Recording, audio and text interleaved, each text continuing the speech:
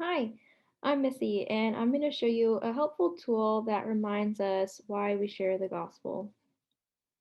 Now, we see in Matthew 28:18 through 20 that as Christians we are commanded to share the gospel, but I'm going to show you that it's more than something that we do, it's actually a part of who we are.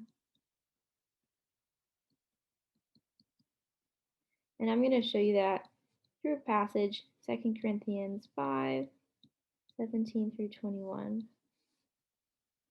So I'm actually going to take a second and read it to you. It says, "Therefore, if anyone is in Christ, the new creation has come, the old has gone, the new is here. All this is from God, who reconciled us to himself through Christ and gave us the ministry of reconciliation, that God was reconciling the world to himself in Christ, not counting people's sins against them. And he has committed to us the message of reconciliation. We are therefore Christ's ambassadors, as though God were making his appeal through us. We implore you on Christ's behalf, be reconciled to God.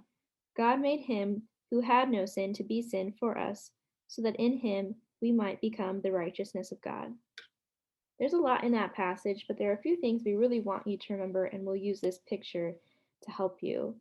We see that Christ is at the center of it, and anyone who is in Christ is a new creation. If you have repented and believed and trusted in Christ, that means you are made new. So no matter what you've done in your life, you're forgiven and you're a new creation. That's how God sees you.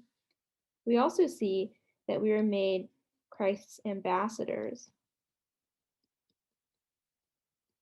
So that means we represent him. And in simple terms, it means that we get to share with others about him. And so I'm actually going to draw a little globe here to represent that.